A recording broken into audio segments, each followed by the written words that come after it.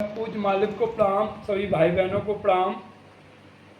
मैं एक कहानी सुनाने जा रहा हूँ, लेकिन कहानी से पहले मैं एक छोटा सा अनुभव है वो बता देता हूँ, बाद में कहानी सुनाऊँगा। अनुभव ये है, आज बुध का दिन है और 15 अप्रैल है। मैं आश्रम में पूजा करने गया बुध की, तो मुझे आश्रम में पता लगा कि आज दादी पूजा करा रहे हैं बनारस से। तो मैंने देखा, इंतज़ार करते करते दादी आए 6:15 के आसपास। बहुत बड़ी टीवी है, उस पर देखा तो मुझे महसूस हुआ कि शायद दादी एकदम बरेली में दिखाई दिए मुझे, मतलब आश्रम में ही दिखाई दिए, ऐसा महसूस हुआ। फिर मुझे लगा कि मैं शायद बनारस में हूँ, दादी बनारस में पूजा करा रहे थे। मुझे ऐसा भी लगा कि मैं बनारस में हूँ और ऐसा भी लगा कि दादी बरेली में है। इसी अनुभव को, ये छोटा सा अनुभव है, ये मैं बता दिया हूँ। अब मैं एक कहानी सुनाने जा रहा हूँ। परम पूज्य दादी प्रणाम। एक कहानी दादी मैं आपको सुनाने जा रहा हूँ और मैं जानता हूँ ये कहानी आप तक पहुँच जाएगी। मैं डायरी नहीं लिखना जानता हूँ, इसलिए कहानी के थ्रू आपको सुना रहा हूँ। ये दादी, एक व्यापारी था, ये मेरे प्रिय दादी, हे मेरे भाइयों बहनों, एक व्यापारी था और उसका व्यापार दिन पर दिन बढ़ता जा रहा था। परंतु उस व्यापारी के अंदर एक बहुत बुरी आदत थी कि वो अपनी व्यापार की चर्चा हर किसी को करने लग जाता। जानता है उसके सामने, नहीं जानता है उसके सामने, अड़ोसी पड़ोसी सबसे बताता रहता अपने व्यापार की गतिविधियों को। तो पहले तो उससे लोग सुनते, बाद में धीरे धीरे चिढ़ने लगी उसकी, अपनी उस व्यापारी से धीरे धीरे चिढ़ने लगे।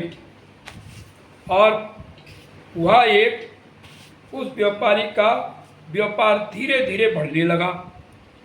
जब व्यापार बढ़ता गया,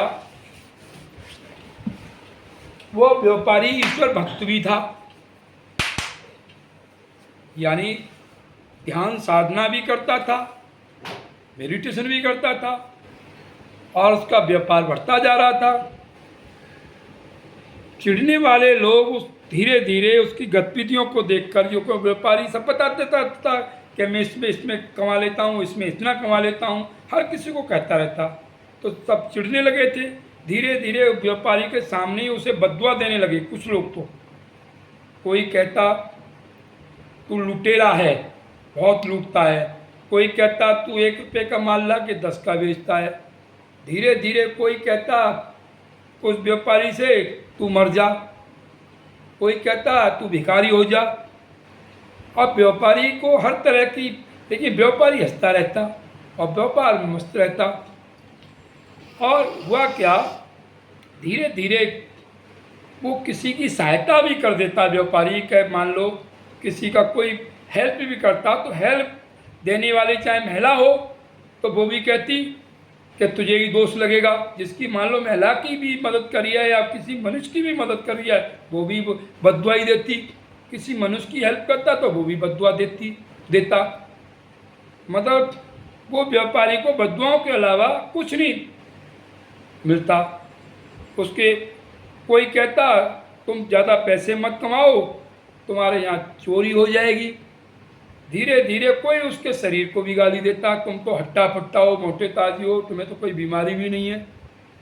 धीरे धीरे सारी बददुआएं उसे लगने लगीं और धीरे धीरे उसका कारोबार भी ठप होने लगा और शरीर भी ठप होने लगा। वह